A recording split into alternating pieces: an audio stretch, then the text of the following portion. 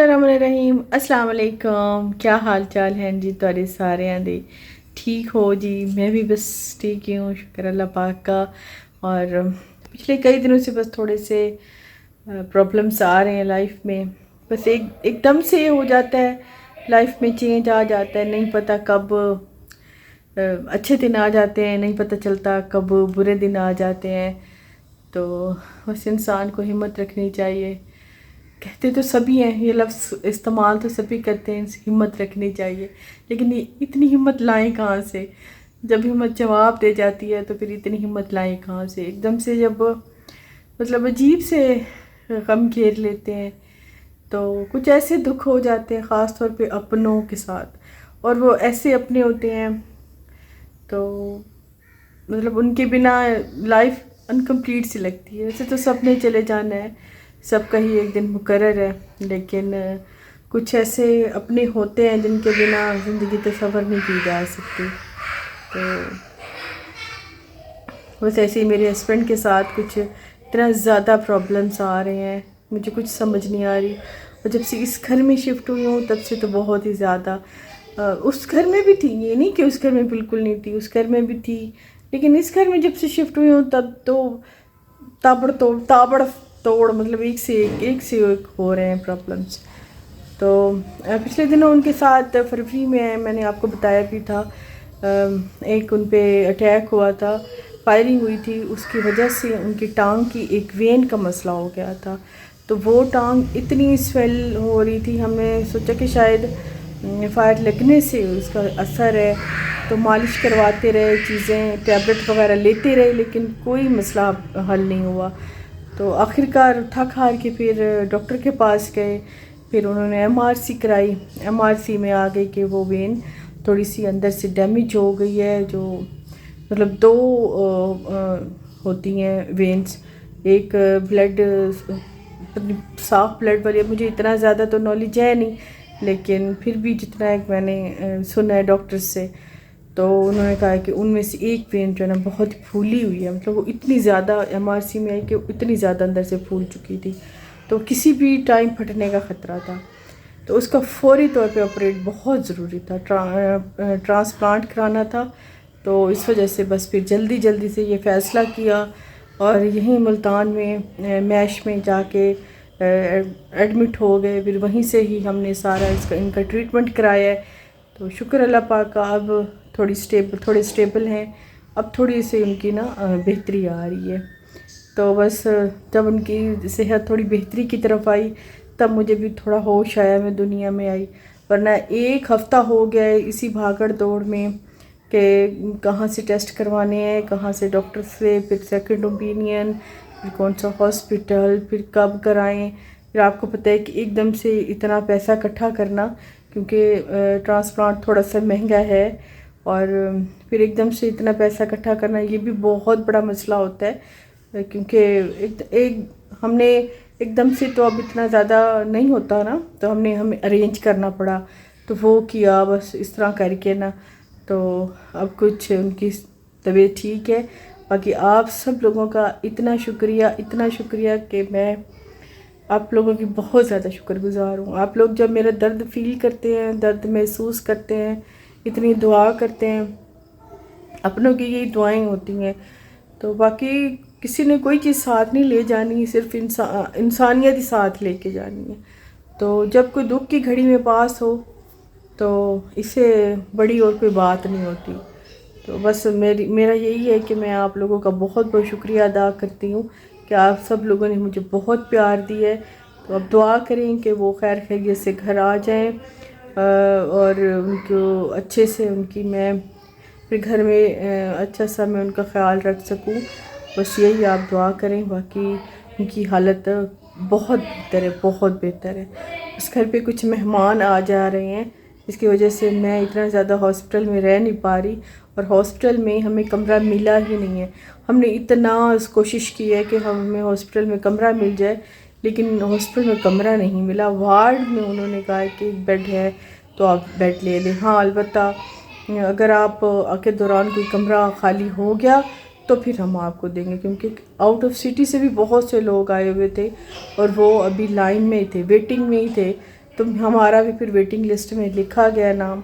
तो मैं तो चाहती हूँ कि कमरे से पहले ही उन्हें छुट्टी हो जाए और मैं घर पे ही उनकी अच्छी देखभाल कर सकूँ, क्योंकि पिछली दफ़ा भी टाइम से ही उन्हें छुट्टी लेके घर ले आए थे, तो मैं घर में ही उनका इतना ख्याल रखती थी कि माशाल्लाह वो 2-4 दिन में ही स्टेबल हो गए थे। कुछ मेहमान आए हुए हैं, कुछ ने आना है, तो उनके लिए मैं बना रही थी आज खाना, और उसके लिए मैंने बस चिकन ही मंगा लिया था।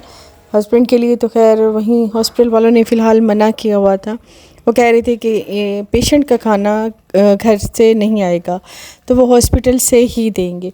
तो फ़िलहाल जो मैं घर पे खाना बना रही थी वो मैं बना रही थी चिकन, और चिकन को बस मैंने चिकन कढ़ाई बनानी थी, इतना ज़्यादा शोरबे वाला नहीं बनाना था। आजकल मौसम कुछ ऐसी है ना कि शोरबे वाला सालन बहुत जल्दी ख़राब हो जाता है, और फ्रिज में भी इतनी ज़्यादा नहीं होती, तो मैंने सोचा कि चलो ड्राई ज़रा सालन सा बना लेती हूँ।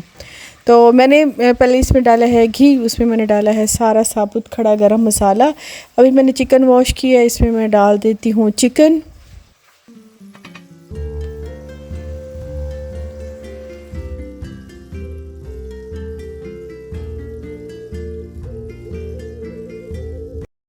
मैंने 2 किलो चिकन मंगाया था, मैंने सोचा साथ में थोड़े से राइस बना लेती हूँ, क्योंकि मेरा भी लाज़मी चक्कर लगता है, मैं एक बार ज़रूर ही जाती हूँ।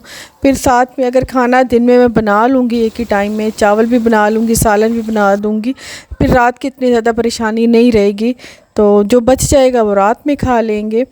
तो फ़िलहाल बस मैंने इसमें चिकन छोड़ दिया था, साथ में मैंने एक प्याज बारीक चॉप करके ना वो डाली थी।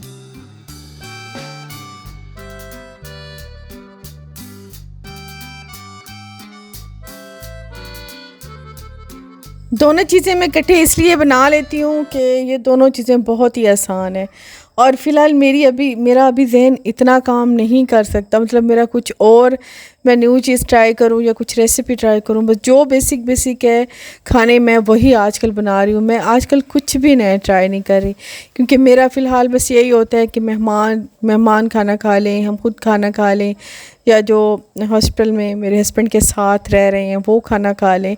बस ज़्यादातर मेरी जो है ना ये इसी में ही जा रही है।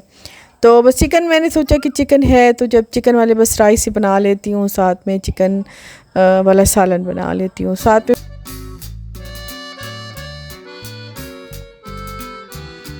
चिकन में मैंने पानी कोई नहीं डाला था, चिकन ने अपना ही पानी छोड़ा है। उसमें मैंने बस चॉप प्याज एक डाला था और लहसुन अदरक का 1 चम्मच पेस्ट डाला था, साथ में नमक डाल दिया। तभी मैं बना रही थी टमाटर पेस्ट, मैंने सोचा कि टमाटर पेस्ट डाल देते हैं, इससे ग्रेवी ज़रा, चिकन की ग्रेवी ज़रा बड़ी अच्छी बन जाती है। तो वो डाल रही थी। अभी मैं तीन टमाटर तक मेरे ख्याल में बड़े वो मैंने काटे हैं। अभी मैं टमाटरों में थोड़ा सा मैं नमक डाल के ना फिर दोबारा एक बार इसे ब्लेंड कर लूँगी, तो वो उससे बड़ा अच्छा सा ना एक अच्छा सा पेस्ट बन जाता है इसका। जाती है जी, इसमें बेसिक मसाले डालूंगी। बस 1 चम्मच मैंने इसमें डाला है सूखा धनिया का, 1 चम्मच मैं इसमें डाल दूंगी मोटी वाली मिर्ची डाल दूंगी, साथ में 1 ही चम्मच मैं इसमें कश्मीरी मिर्च का डालूंगी, और नमक मैंने ऑलरेडी इसमें डाला है जब लहसुन अदरक का पेस्ट डाला था। तो हल्दी डाल दूंगी 1 ही चम्मच, और इसको मैं कवर कर दूँगी। तो जो टमाटर मैंने ब्लेंड कर दिए वो भी साथ में डाल दूँगी। अब इन्हीं टमाटरों के पानी में जो चिकन ने अपना पानी निकाला है उस पानी में तो ये अच्छे से ना पक जाएगा। हाँ, अलबत्ता थोड़ा सा साथ साथ में पानी का छिट्टा ज़रूर दे दें, वो इससे ये कि और ज़्यादा चिकन हमारा ना सॉफ्ट हो जाता है।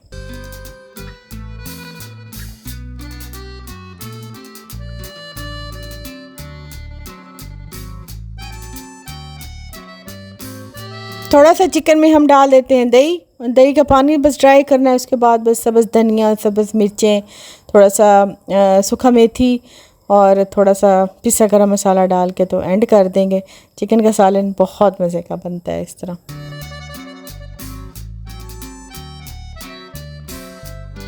एंड भी मैं डाल दूँगी जी थोड़ा सा इस पर बटर का टेस्ट बहुत अच्छा लगता है इस पर। और बस सालन हमारा तैयार हो गया। चावल वहाँ पे बना लेती हूँ और खाना लगा देती हूँ। मैं इस परेशानी में मैं यही ही सोच सकती थी, इसके अलावा मुझे कुछ भी और समझ नहीं आता। सब्जियों का भी कोई हाल नहीं है, एक दफ़ा पकाएं दूसरी दफ़ा उनका टेस्ट ऐसा अजीब हुआ पड़ा होता है ना कि समझ नहीं आती।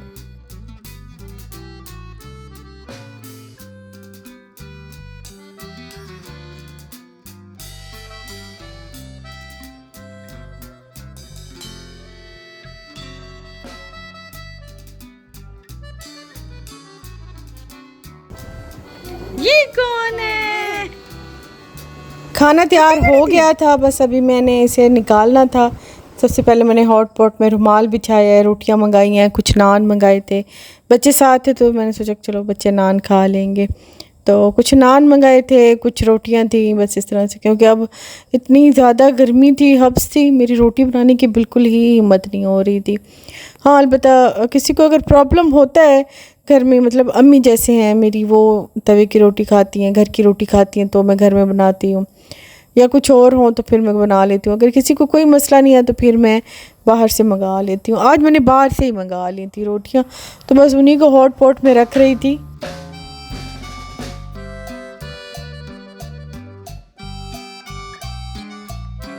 थोड़ा सा मिक्स सैलड बनाया है, मेरे हस्बैंड को बहुत पसंद है ये वाला सैलड, तो बस ऐसे ही मैंने बना लिया है, मेरा दिल कर रहा था।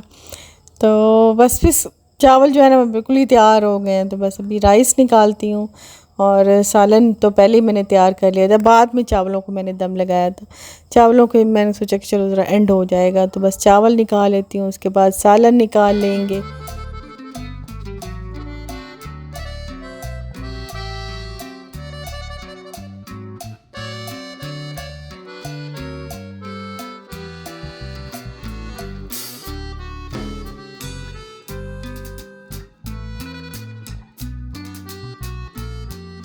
मेहमान क्योंकि मेरे ज़रा दूर दूर से आ रहे थे, आउट ऑफ सिटी से भी आ रहे थे, इस वजह से मुझे थोड़ा सा एहतमाम करना ज़रूरी था।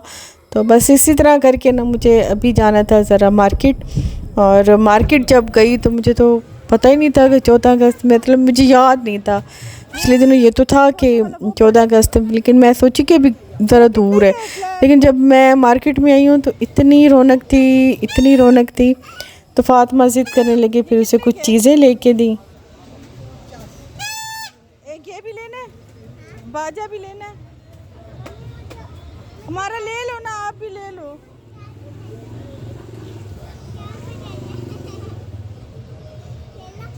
बाज़ारों में इतनी रौनक देख के, इतनी खुशी देख के ना दिल इतना खुश हुआ। बहुत अच्छा लगा, लोगों में अभी भी अपने मुल्क के साथ प्यार है। हमारा मुल्क बुरा नहीं है, हमारे मुल्क को लूटने वाले बुरे हैं, हमारे मुल्क को खाने वाले बुरे हैं, हमारे मुल्क को बुरा कहने वाले बुरे हैं। तो इंशाल्लाह एक दिन अल्लाह ताला ने चाहा तो हमारा मुल्क एक दिन तरक्की करेगा। क्योंकि जिस आज़ादी और जिस वैल्यू के साथ हम अपने मुल्क में है ना, हम कभी भी किसी दूसरे मुल्क में हमारी वो वैल्यू, हमारी वो बात नहीं होती, तन्हाई होती है। और बस उनकी खुशहाली देख देख के हम खुश होते रहते हैं। तो ये मुझे तो नहीं लगता कि कोई ज़्यादा इतनी अच्छी बात है। तो इंशाअल्लाह हमारा अपना मुल्क इतनी तरक्की करेगा कि हमारे अपने मुल्क में ही इतनी खुशहाली आएगी। Thank you for watching. Video पसंद आ जाए तो लाइक ज़रूर कीजिएगा। अल्लाह हाफ़िज़, बाय बाय।